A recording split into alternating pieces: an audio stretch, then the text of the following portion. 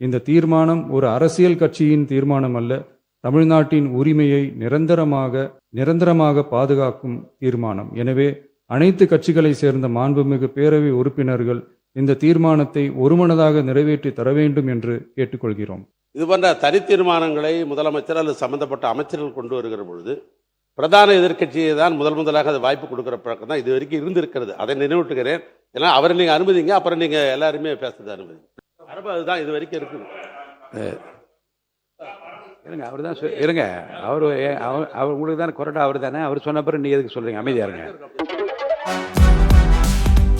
சூப்பரா இருக்கு அம்மா, எனக்கு இதோட சீக்கிரம் தெரியும். Chocolate sweetened condensed milk from Milky mist.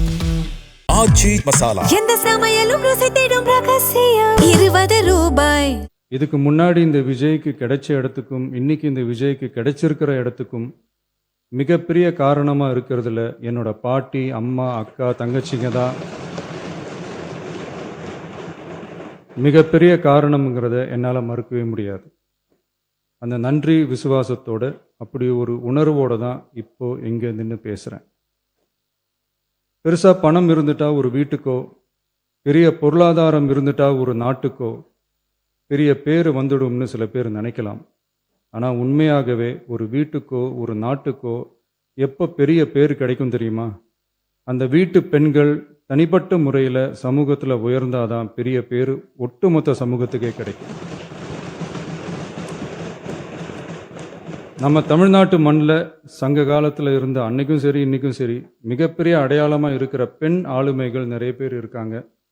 Avvaiyar, காக்கை, பாடினியார்னு சங்க காலத்து ஆளுமைகள், கண்ணகி, மணிமேகலை, குண்டலகேசி, இவங்கெல்லாம் இலக்கியத்தில் நிலைச்சி நிற்கிறவங்க.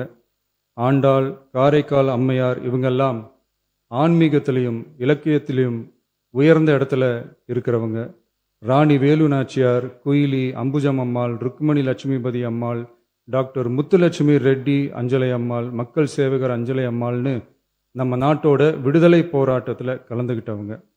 நம்ம தமிழ்நாட்டு பெண் ஆளுமைகள் நிறைய பேர் இருக்காங்க.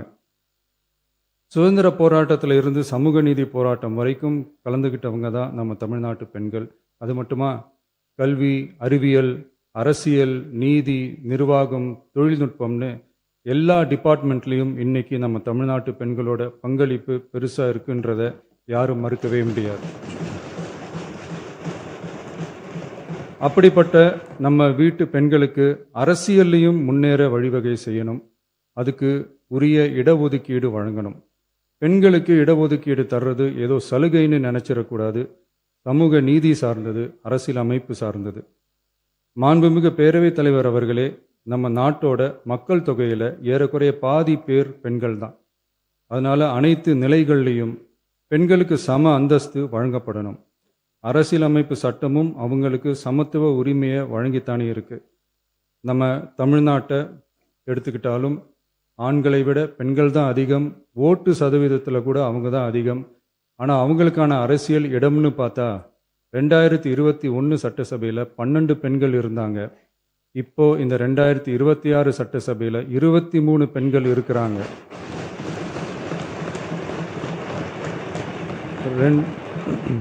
ரெண்டு மடங்கு ஆகி இருக்கு. ஆனாலும் சதவீத கணக்குப்படி பெருசாக உயரலை. மாண்புமிகு பேரவைத் தலைவர் அவர்களே, ஒன்றிய அரசு 2023ஆம் ஆண்டு மக்களவை, அனைத்து மாநில சட்டமன்றங்கள் மற்றும் டெல்லி யூனியன் பிரதேச சட்டமன்றத்தில் பெண்களுக்கென 1/3 பங்கு தொகுதி ஒதுக்கீட்டை கட்டாயமாக்கி 106வது அரசியல் சாசன திருத்த சட்டத்தினை 2023 செப்டம்பர் 28 நிறைவேற்றி 2026 ஏப்ரல் 16 முதல் நடைமுறைக்கு வந்துள்ளது. இருப்பினும் மேற்படி தொகுதி ஒதுக்கீடானது மக்கள் தொகை கணக்கெடுப்பு மற்றும் அதை தொடர்ந்து நடக்கும் தொகுதி மறுவரையறை பணிகளுக்கு பிறகுதான் முழுமையாக நடைமுறைக்கு வரும் என்று தெரிவிக்கப்பட்டுள்ளது.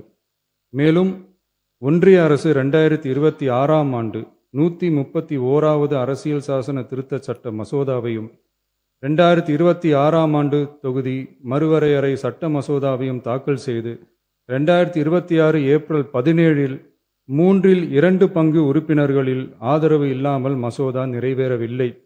அவ்வாறு மக்கள் தொகை கணக்கெடுப்பு மற்றும் தொகுதி மறுசீரமைப்புடன் பெண்களுக்கான தொகுதி ஒதுக்கீட்டை இணைப்பதால் அதனை நடைமுறைப்படுத்த மேலும் பல ஆண்டுகள் காலதாமதம் ஆகலாம்.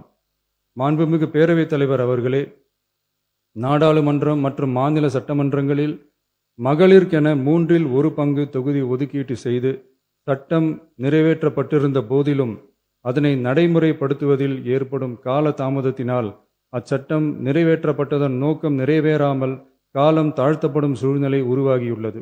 இது பெண்களின் அரசியல் உரிமையை மறுக்கும் செயலாகும். எனவே மகளிருக்கான தொகுதி ஒதுக்கீட்டை மக்கள் தொகை கணக்கெடுப்பு மற்றும் தொகுதி மறுவரையுடன் இணைத்து அதனை ஒத்திவைக்கக்கூடாது. மேற்படி தொகுதி ஒதுக்கீட்டை விரைந்து நடைமுறைப்படுத்துவதற்கு உரிய நடவடிக்கைகள் எடுக்கப்பட வேண்டும் என தமிழ்நாடு அரசு ஒன்றிய அரசை வலியுறுத்துகிறது. மாண்புமிகு பேரவைத் தலைவர் அவர்களே, நம்ம டிவிகே அரசு பெண்களுக்கான அரசியல் அதிகாரம் வழங்குறதுல முன்னோடி மாநில அரசாதான் இருக்கு. 4 பெண் அமைச்சர்கள் இருக்கிறாங்க. பெண்கள் பாதுகாப்புக்கு சிங்கப்பெண் சிறப்பு அதிரடிப்படை இருக்கு. பெண்களுக்கான பாதுகாப்புல, பெண்களுக்கான இம்பார்ட்டன்ஸ்ல டிவிகே அரசு ரொம்ப கவனமாக தான் இருக்கு. இனியும் அப்படிதான் இருக்கும். உள்ளாட்சியில் பெண்களுக்கு 50% இடஒதுக்கீடு கொடுத்ததும் இன்னைக்கு ஆயிரக்கணக்கான பெண்கள் மக்கள் பிரதிநிதிகளாக மாறி இருக்காங்க. அவங்களோட தலைமை பண்பும் ப்ரூவ் ஆகி இருக்கு. அதே மாதிரி பெண்களோட வெற்றியை சட்டமன்றத்திலையும் பார்லிமெண்ட்லையும் எக்ஸ்டெண்ட் பண்ண வேண்டிய நேரம் வந்துருச்சு. மாண்புமிகு பேரவைத் தலைவர் அவர்களே, இன்று இந்த பேரவையின் வாயிலாக பெண்களுக்கான 33% இடஒதுக்கீட்டை இனியும் தாமதிக்காமல் நடைமுறைப்படுத்த வேண்டும் என்று ஒன்றிய அரசை வலியுறுத்துகிறோம். இது பெண்களுக்கான சலுகை இல்லை, இது அவர்களுடைய ஜனநாயக உரிமை. இது ஒருவருக்கான வெற்றி அல்ல, இது இந்திய ஜனநாயகத்தின் வெற்றி. ஒரு பெண் அதிகாரம் பெறும்போது ஒரு குடும்பம் உயர்கிறது. ஆயிரக்கணக்கான பெண்கள் அதிகாரம் பெறும்போது ஒரு நாடே உயர்கிறது. மக்கள் தொகை கணக்கெடுப்பு மற்றும் தொகுதி மறுசீரமைப்புடன் பெண்களுக்கான தொகுதி ஒதுக்கீட்டை இணைப்பதால் ஏற்படும் காலதாமதத்தின் காரணமாக பெண்களுக்கான தொகுதி ஒதுக்கீட்டை ஒத்திவைக்க கூடாது என்றும் அதை விரைவாக அமல்படுத்த தகுந்த அரசியலமைப்பு மற்றும் சட்டப்பூர்வ நடவடிக்கைகள் எடுக்கப்பட வேண்டும் என்றும் தமிழ்நாடு அரசு ஒன்றிய அரசை வலியுறுத்துகிறது.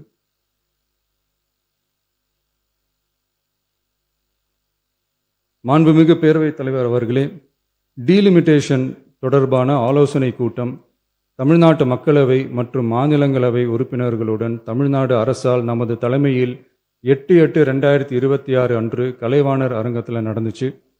அந்த கூட்டத்தில் தமிழ்நாட்டை சேர்ந்த அனைத்து மக்களவை மற்றும் மாநிலங்களவை உறுப்பினர்களுக்கும் அழைப்பு விடுக்கப்பட்டு இந்திய தேசிய காங்கிரஸ் கட்சியின் 11 உறுப்பினர்களும், விடுதலை சிறுத்தைகள் கட்சியின் 2 உறுப்பினர்களும், இந்திய கம்யூனிஸ்ட் கட்சியின் 2 உறுப்பினர்களும், மார்க்சிஸ்ட் கம்யூனிஸ்ட் கட்சியின் 2 உறுப்பினர்களும், இந்திய யூனியன் முஸ்லீம் லீக் கட்சியின் உறுப்பினரும் மற்றும் மறுமலர்ச்சி திராவிட முன்னேற்ற கழகத்தின் உறுப்பினரும் என 6 கட்சிகளை சேர்ந்த உறுப்பினர்கள் பங்கேற்றாங்க. இந்த கூட்டத்தில் டீலிமிட்டேஷன் தொடர்பாக விரிவாக ஆலோசிக்கப்பட்டுச்சு. அந்த ஆலோசனையில் டீலிமிட்டேஷனால் தமிழ்நாடு மற்றும் தென் மாநிலங்களுக்கு ஏற்படக்கூடிய பாதிப்புகள் குறித்தும் அதை சரி செய்யறதுக்கான வழிமுறைகள் குறித்தும் விவாதிக்கப்பட்டு இறுதியில் டீலிமிட்டேஷன் தொடர்பாக சட்டமன்றத்தில் ஒரு தீர்மானம் இயற்றலாம்னு முடிவானுச்சு. மாண்புமிகு பேரவைத் தலைவர் அவர்களே, இந்தியாவில் 1952ஆம் ஆண்டு முதல் பொது தேர்தல் நடத்தப்பட்டது. அது தொடர்ந்து ஒவ்வொரு 10 ஆண்டுகளுக்கு ஒருமுறை நடத்தப்படுற சென்சஸ் டீட்டெயில்ஸ் படி மக்களவை மற்றும் சட்டப்பேரவை தொகுதிகளின் எண்ணிக்கையை மறுசீரமைப்பு செஞ்சு 1976 வரை தேர்தல்கள் நடத்தப்பட்டது. இந்த நிலையில் 1976ஆம் ஆண்டு 42வது அரசியலமைப்பு சட்ட திருத்தப்படி மக்கள் தொகையை சிறப்பாக கட்டுப்படுத்தும் மாநிலங்களுக்கு டீலிமிட்டேஷன் காரணமாக மக்களவை உறுப்பினர் எண்ணிக்கையில் எந்தவித பாதிப்பும் ஏற்படக்கூடாது என்பதற்காக அடுத்த 25 வருஷத்துக்கு 1971ஆம் ஆண்டு சென்சஸ் படி பாராளுமன்ற உறுப்பினர்களின் எண்ணிக்கை வைக்கப்படும்னு சட்டம் இயற்றப்பட்டது. அதை தொடர்ந்து அதே நிலையை முன்னிறுத்தி 84வது மற்றும் 87வது அரசியலமைப்பு சட்ட திருத்தம் 1971 சென்சஸ் படி மக்களவை தொகுதிகள் நிலைநிறுத்தப்பட்டன. இந்த திருத்தங்களோட நோக்கமே மக்கள் தொகை கட்டுப்பாட்டை செயல்படுத்திய மாநிலங்களின் உரிமைகளை பாதுகாக்கிறது தான். மாண்புமிகு பேரவைத் தலைவர் அவர்களே, அந்த 25 வருஷ லிமிட் இந்த 2026 முடியுது. இதை முன்னிட்டு கடந்த 50 வருஷமா இருந்து வந்த டீலிமிட்டேஷன் தடையை அகற்றி 2011 சென்சஸ் அடிப்படையில் மக்களவை மற்றும் சட்டப்பேரவை தொகுதிகளின் எண்ணிக்கையை நிர்ணயிக்க நாடாளுமன்றத்தில் ஒரு மசோதா ஏப்ரல் 2026 அறிமுகப்படுத்தப்பட்டு அந்த மசோதா தோல்வியில் முடிஞ்சது. இப்போ மீண்டும் ஒன்றிய அரசு மக்களவை உறுப்பினர்களின் எண்ணிக்கையை 50% அதிகரிக்க செய்து டீலிமிட்டேஷன் மசோதாவை அறிமுகப்படுத்த உத்தேசித்து இருப்பதா சில அரசியல் கட்சிகள் தெரிவிப்பதா கூறப்படுது. இந்த வரக்கூடிய மசோதா குறித்து 8/8/2026 பாராளுமன்ற உறுப்பினர்களோட நடந்த கூட்டத்தில் விவாதிச்சப்போ மேலே சொன்ன மாதிரி தற்போது அறிமுகப்படுத்தப்பட உள்ள மசோதா நிறைவேறினால் ஒவ்வொரு மாநிலத்துக்கும் தலா 50% மக்களவை உறுப்பினர்களின் எண்ணிக்கையை முதலில் அதிகரித்தாலும் அதனைத் தொடர்ந்து 2026 சென்சஸுக்கு பிறகு அரசியலமைப்பு பிரிவு ஆர்டிகல் 81(2)A அதன் கீழ் மாநிலத்தின் மக்கள் தொகையின் அடிப்படையில் தொகுதிகள் மறுசீரமைக்கப்படும். இப்படி செஞ்சா தென் மாநிலங்களின் பாராளுமன்ற உறுப்பினர் எண்ணிக்கை வெகுவா குறைய வாய்ப்பு இருக்கு. கடைசியில் மக்கள் தொகை கட்டுப்பாட்டை சிறப்பாக செயல்படுத்தின தமிழ்நாடு உள்ளிட்ட தென் மாநிலங்களுக்கு பெரும் அரசியல் பிரதிநிதித்துவ அநீதி இழைக்கப்படும். சர்வ வல்லமை பெற்றதா டீலிமிட்டேஷன் ஆணையம் இருக்கு. இந்த அதிகாரத்தை தவிர்த்து பாராளுமன்றத்திற்கே இறுதி செய்யும் அதிகாரம் இருக்க வேண்டும் என்ற கருத்தும் முன்வைக்கப்பட்டது. மாண்புமிகு பேரவைத் தலைவர் அவர்களே, தமிழ்நாட்டு உள்ளிட்ட தென் மாநிலங்கள் மக்கள் தொகை கட்டுப்பாட்டு திட்டங்களை சிறப்பாக செயல்படுத்தி பொருளாதார முன்னேற்றம் பெற்று வரும் நிலையில் கடந்த 50 ஆண்டுகளாக நடைமுறையில் உள்ள மக்களவை மற்றும் சட்டப்பேரவை தொகுதிகளின் எண்ணிக்கையை அப்படியே நிலைநிறுத்த வேண்டிய கட்டாய தேவை உள்ளது. எனவே தற்போதுள்ள மக்களவை உறுப்பினர்களின் எண்ணிக்கையான 543 என்ற அளவிலேயே நிரந்தரமாக வைப்பதற்கும் மாநிலங்களுக்கு இடையேயான எண்ணிக்கை பகிர்வை நிரந்தரமாக வைக்கவும், மேலும் தற்போது மக்களவை மற்றும் மாநிலங்களவையோட விகிதம் 2.2:1 என்ற அளவிலேயே நிலைநிறுத்த வேண்டும். அதற்கு தேவையான மற்றும் உரிய சட்ட திருத்தங்கள் பாராளுமன்றத்தில் கொண்டு வர வேண்டும் என்ற கருத்தை ஒருமனதா தீர்மானிக்கப்பட்டுச்சு. மாண்புமிகு பேரவைத் தலைவர் அவர்களே, மகளிர் இடஒதுக்கீடு சட்டத்தினை அமுல்படுத்த மேலும் காலதாமதம் இல்லாமல் தற்போது 543 என்ற நிலையிலேயே 1/3 தொகுதி மகளிர் தொகுதிக்கு வருகின்ற 2029 பாராளுமன்ற தேர்தலில் நடைமுறைப்படுத்த வேண்டும் என்ற முன்மொழியும் தீர்மானிக்கப்பட்டுச்சு.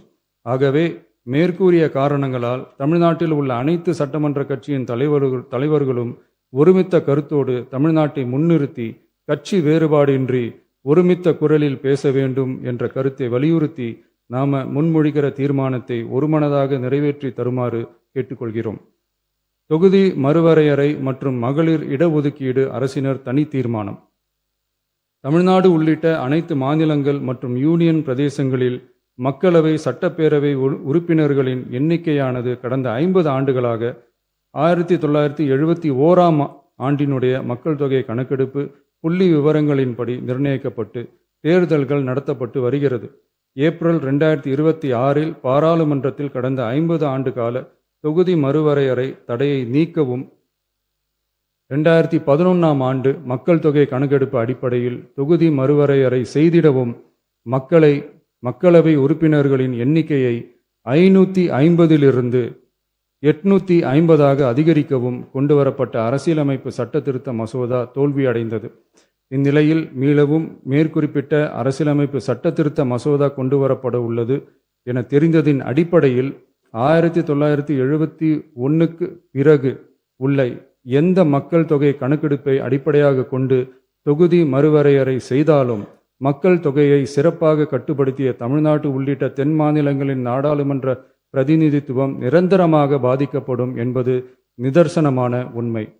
ஒன்றிய அரசு அளித்த உறுதியின்படி மக்கள் தொகை கட்டுப்பாட்டு திட்டங்களை சிறப்பாக செயல்படுத்தி நல்ல பொருளாதார வளர்ச்சி கண்டு நல்ல சுகாதாரம் மக்கள் நல திட்டங்களை மேற்கொண்டு வரும் எந்த ஒரு மாநிலமும் தொகுதி மறுவரையால் பாதிக்கப்படாமல் பார்த்து கொள்வது ஒன்றிய அரசின் தலையாய கடமையாகும்.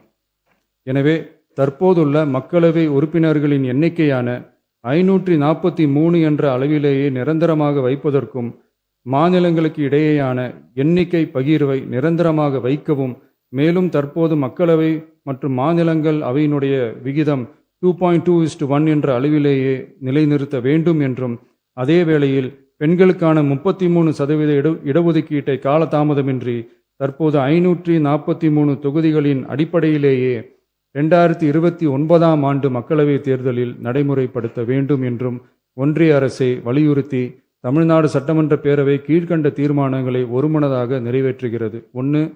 நாடாளுமன்ற மக்களவையின் மொத்த உறுப்பினர்களின் எண்ணிக்கையை 543 என்ற நிலையிலேயே நிரந்தரமாக்க வேண்டும். 2.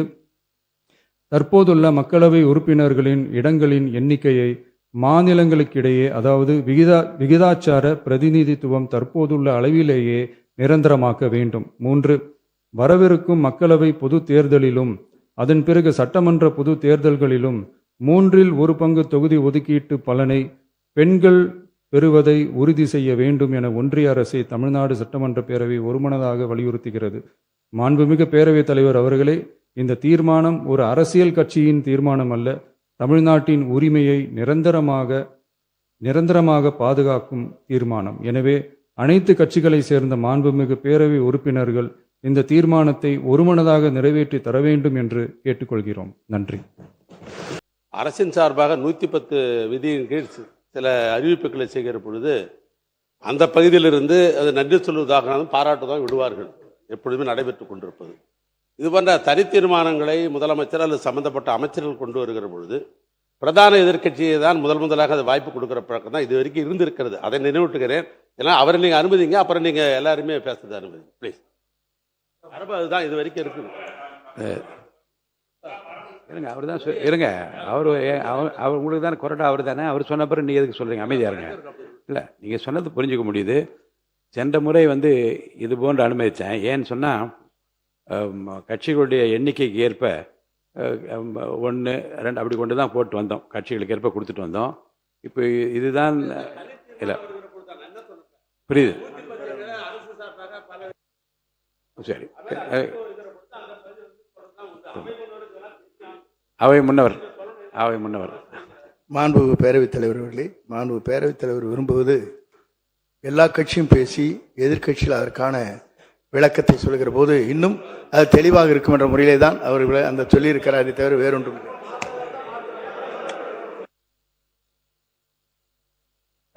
அது பேரவை விதி 98 தீர்மானம் ஒன்றை பேரவைத் தலைவர் பேரவைக்கு படித்து காட்டிய பின்னர் அவர் அழைக்கிற வரிசையில் உறுப்பினர்கள் அதன் மீது பேசலாம். அந்த அடிப்படையில் சில மாறுதல் நான் செய்கிறேன்.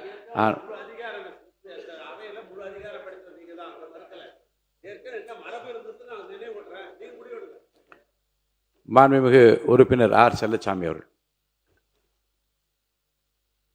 மாண்புமிகு பேரவைத் தலைவர்களே, மாண்புமிகு முதலமைச்சர் அவர்களே, எதிர்க்கட்சி தலைவர்களே, மாண்புமிகு அமைச்சர் பெருமக்களே, சட்டமன்ற உறுப்பினர்களே, மாண்புமிகு தமிழக முதல்வர் முன்மொழிந்த அரசினர் தீர்மானத்தை மார்க்சிஸ்ட் கம்யூனிஸ்ட் கட்சி மனதார வரவேற்கிறது. 2011ஆம் ஆண்டு மக்கள் தொகை கணக்கெடுப்பு அடிப்படையில் தொகுதி வரையறை செய்து 816 முதல் 850ஆக எம்பி தொகுதியை மாற்ற ஒன்றிய அரசு முயற்சி செய்து கொண்டிருக்கிறது. இந்திய நாட்டினுடைய அரசியலமைப்பு சட்டம், கூட்டாட்சி தத்துவம், மதசார்பின்மை கொள்கையை இதை சீர்குலைக்க முயற்சி செய்கிறது. மக்கள் தொகையை சிறப்பாக கட்டுப்படுத்திய தமிழ்நாட்டிற்கு இது ஒரு தண்டனையாக கொடுப்பதற்கு முயற்சி செய்து கொண்டிருக்கிறது. ஏற்கனவே 1976ஆம் ஆண்டு சட்ட திருத்தத்தின் போது தமிழ்நாட்டின் தொகுதிகள் 41லிருந்து 39ஆக ஏற்கனவே குறைக்கப்பட்டது. அதுதான் வரலாறு. தற்போது இது நிறைவேற்றப்பட்டால் மேலும் பாதிப்பு அதிகமாக இருக்கும். மாநிலங்களோடு ஆலோசிக்கப்படாமல் எல்லையை நிர்ணயம் செய்யக்கூடாது என்று நாம் கேட்டுக்கொள்கிறோம். ஒன்றிய அரசினுடைய நோக்கமாக இஸ்லாமியர்கள், குறிப்பாக சிறுபான்மை மக்கள் வாழ்கின்ற இடத்தில் வெற்றி பெற முடியும் என்ற நிலையிலேயே அவர்கள் வெற்றி பெற முடியும் என்ற நிலையில் வெற்றி பெற முடியாத அளவில் அந்த எல்லையை பிரிப்பது, அதே மாதிரி தலித்துகள் வாழுகின்ற அவர்கள் வெற்றி பெற முடியும் என்ற அந்த தொகுதிகளுடைய எல்லையை பிரிப்பது, எங்கும் வெற்றி பெற முடியாத நிலையை உருவாக்குவது என்ற நிலையிலே ஒன்றிய அரசு அப்படிப்பட்ட சூழ்ச்சிகளை நிச்சயமாக செய்யும். எந்த மாநில உரிமையும் பாதிப்பதை மார்க்சிஸ்ட் கம்யூனிஸ்ட் கட்சி ஒருபோதும் அனுமதிக்காது. தற்போது இருக்கின்ற எண்ணிக்கையிலேயே மாற்ற வரக்கூடாது என்று நாம் கருதுகின்றோம். பாராளுமன்றத்தில் 543 பேருக்கு இப்போதே பேச நேரம் இல்லை. அது 850 உயர்கின்ற நேரத்தில் எவ்வளவு நேரம் பேச முடியும் என்பதுதான் அது கேள்விக்குறியாக இருந்து கொண்டிருக்கிறது. எனவே அனைத்து கட்சிகளுடன் ஒன்றிய அரசு பேசணும், மாநிலங்களோடு பேசணும். அதற்கு பிறகுதான் இப்படிப்பட்ட ஒரு நிலைப்பாடை எடுக்க வேண்டும் என்று மார்க்சிஸ்ட் கம்யூனிஸ்ட் கட்சி கேட்டுக்கொள்கிறது. பிஜேபிக்கு செல்வாக்குள்ள வட மாநிலங்களில் தொகுதிகளை அதிகரிப்பது பிஜேபியுடைய நோக்கமாக இன்றைக்கு இருந்து கொண்டிருக்கிறது. மக்கள் தொகை கட்டுப்படுத்தப்பட்ட தென் மாநிலங்களில் குறிப்பாக தமிழகத்திற்கு இடங்களை தொகுதிகளை குறைப்பது என்பதுதான் நோக்கமாக இன்றைக்கு இருந்து கொண்டிருக்கிறது. அதே போன்று நம்முடைய மக்கள் தொகை கணக்கெடுக்காமல் இன்றைக்கு புதிய நாடாளுமன்ற கட்டிடமே கட்டப்பட்டது. புதிய நாடாளுமன்ற கட்டிடத்தை கட்டுகின்ற நேரத்திலே 888 இருக்கைகள் கொண்ட நாடாளுமன்ற கட்டடமாக கட்டப்பட்டது என்று சொன்னால் அன்றைக்கு ஏதோ நோக்கத்தோடு தான் இது கட்டப்பட்டதாக நாம் கருதுகின்றோம். எனவே இன்றைக்கு 543 எண்ணிக்கை என்பது அதுவே போதும். தமிழகத்தை போன்ற தென் மாநிலங்களை வஞ்சிக்கக்கூடாது என்று நாம் கேட்டுக்கொள்கின்றோம். மக்கள் தொகை கணக்கெடுப்பிற்கும் அதே போன்று மகளிர் இடஒதுக்கீட்டிற்கும் எந்த விதமான சம்பந்தமும் இல்லை. எனவே மாண்புமிகு முதல்வர்கள் முன்மொழிந்தது போன்று 2029ஆம் ஆண்டு நாடாளுமன்ற தேர்தல் வருகின்ற நேரத்தில் 543 எண்ணிக்கையிலே மகளிருக்கும் 33% இட ஒதுக்கீடு என்பதையும் கருத்தில் கொண்டு அந்த தேர்தலை நடத்த வேண்டும் என்று கேட்டு இந்த மாண்புமிகு முதலமைச்சர்கள் இங்கே முன்மொழிந்திருக்கக்கூடிய அரசியல் தீர்மானத்தை மார்க்சிஸ்ட் கம்யூனிஸ்ட் கட்சி மனதார வரவேற்கிறோம். நன்றி, வணக்கம்.